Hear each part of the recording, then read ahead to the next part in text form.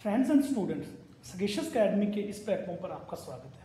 आज हम आपके साथ डिस्कस करेंगे कि स्पेशल कैटेगरी स्टेटस जिसे जिसे विशेष राज्य का दर्जा कहा जाता है, उसका मतलब क्या होता है, उसका मीनिंग क्या होता है और आजकल ये करंट न्यूज़ में क्यों है।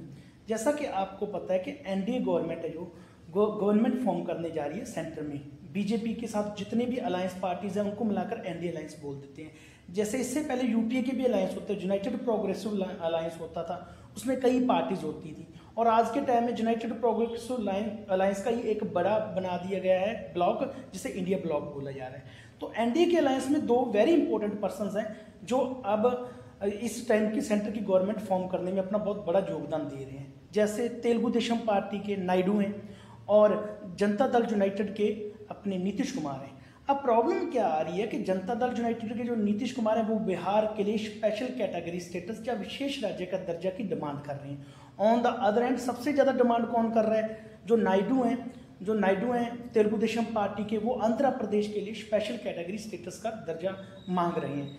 पहले ये कभी से पुराने टाइम से ही ये 2009-10 से ही ये मांगते आ रहे हैं कि हमारी स्टेट को स्पेशल कैटेगरी स्टेटस का दर्जा दिया जाए, स्पेशल कैटेगरी स्टेटस दिया जाए हमारी स्टेट को।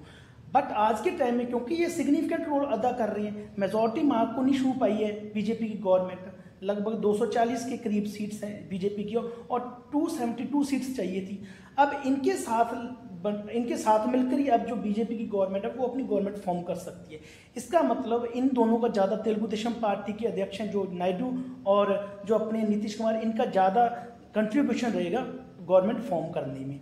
अब क्या जो बीजेपी की गवर्नमेंट है, क्या इन दोनों स्टेटस को, आपको एक बात और बता देते हैं कि बिहार तो मांग ही रहा है, आंध्र प्रदेश भी मांग रहा है स्पेशल कैटेगरी का स्टेटस, उसके साथ उड़ीसा भी मांग रहा है। आपको पता है कि जब अभी इलेक्शंस हुए थे लोकसभा के, उड़ीसा में भी हुए थे, पूरे देश में हुए थे, और वहाँ पे मेंबर ऑफ लेजिस्लेटिव असेंबली के भी इलेक्शन हुए थे और वहाँ पे भी बहुत सारी सीटें बीजेपी ने जीती और बीजेपी अब वहाँ पे उस उड़ीसा स्टेट में सरकार फॉर्म करने जा रही है। तो बीजेपी एक तरह से एक ट्रैप में फंस चुकी है। पहले तो ये मना कर रहे थे, ये प्रोवाइड नहीं कर रहे थे स्पेशल स्टेटस या विशेष राज्य का दर्जा प्रोवाइड नहीं कर रहे थे।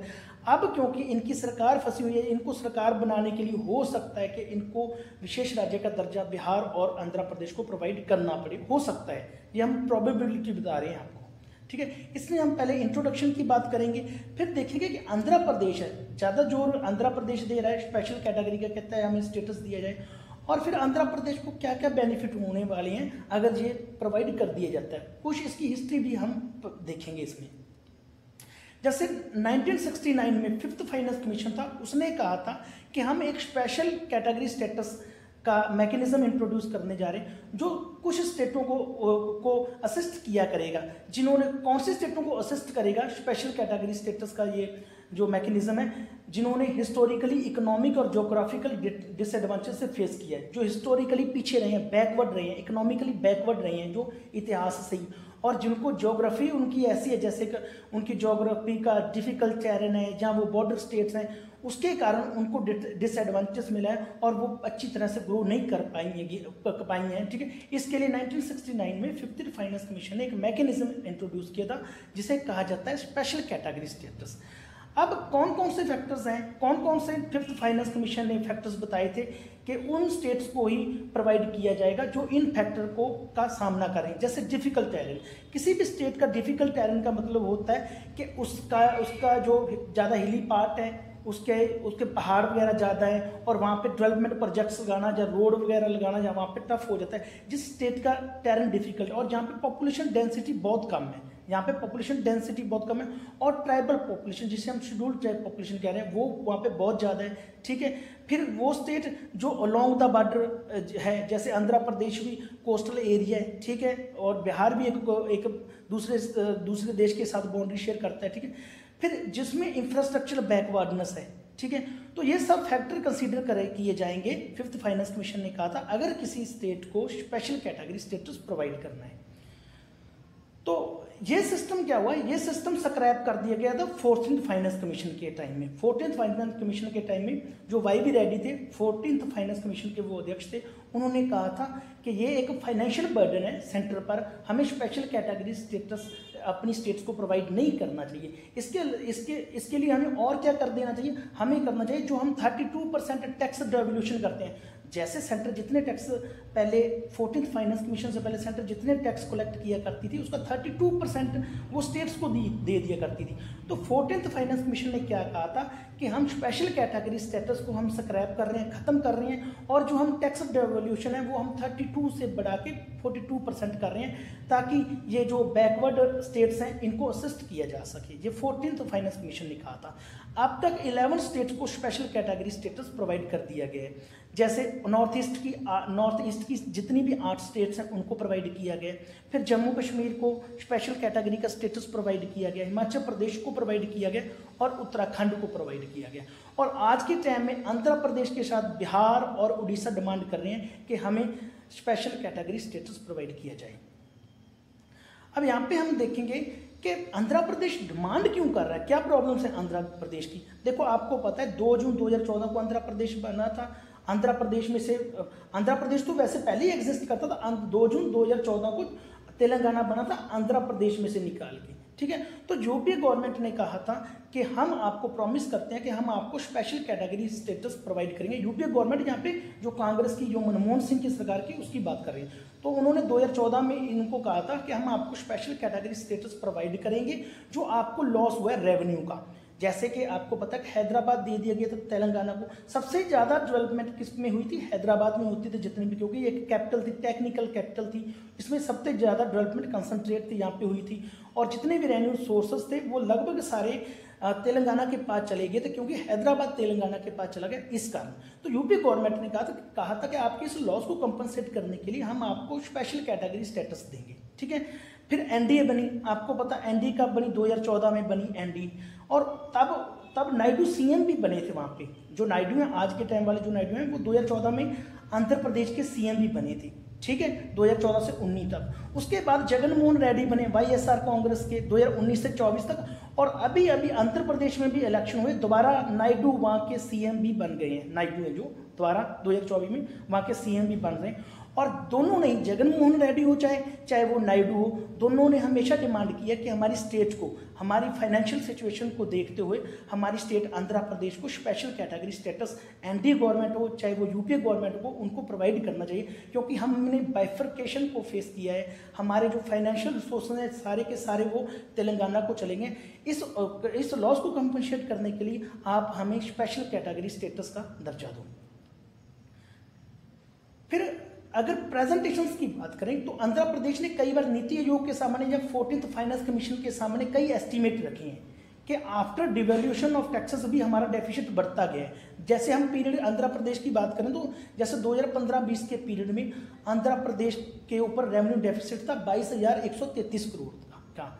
बट ये तो कहा था नीति आयोग और 14th फाइनेंस कमीशन ने ये कहा था कि आंध्र प्रदेश पर जो रेवेन्यू डेफिसिट है 22,133 करोड़ था।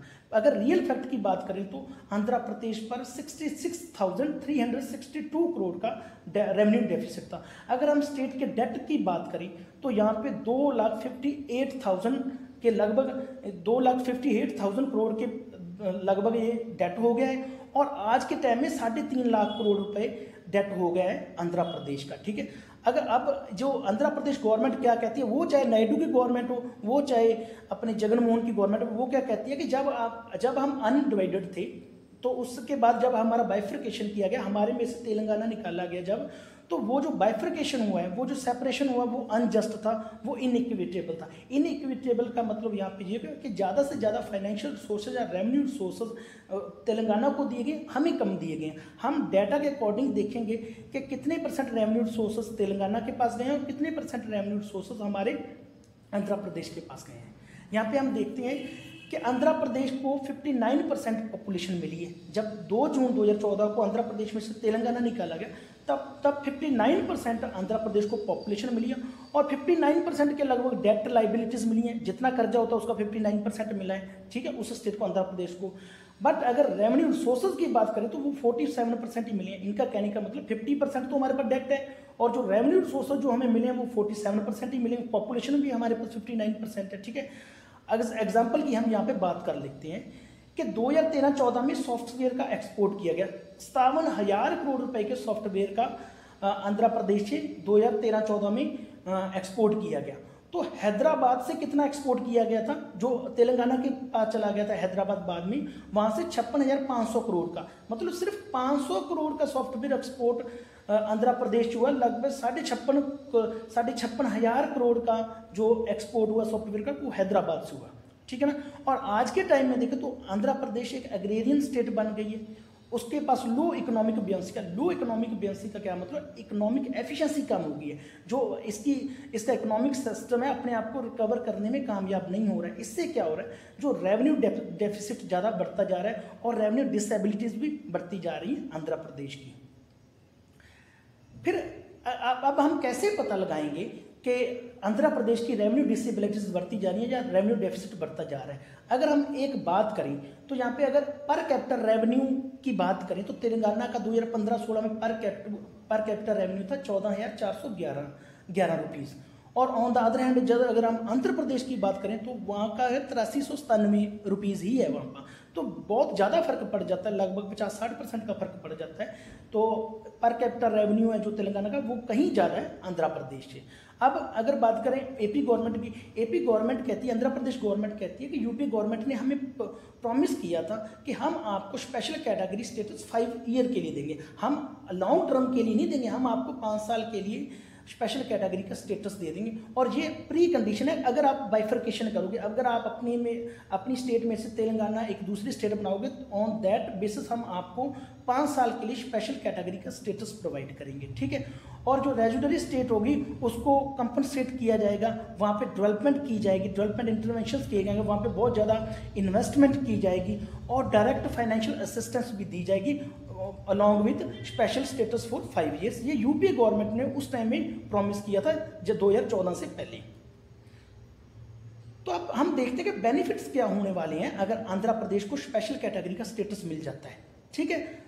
स्पेशल कैटेगरी स्टेटस में सबसे पहले तो क्या है, जो ग्रांट्स एंड एड मिलती है, जो ग्रांट्स मिलती हैं वो आंध्र प्रदेश को ज़्यादा मिलेंगी, ठीक है। आज के टाइम में जो सेंटर से ग्रांट आंध्र प्रदेश को मिली, आज के टाइम में जो grants and add Andhra Pradesh को मिलती है वो 3428 करोड़ रुपए की मिलती है एनुअल के हिसाब से। अगर पर ईयर बात करें तो 3428 करोड़ रुपए ग्रांट्स एंड एड मिलती हैं, ठीक है।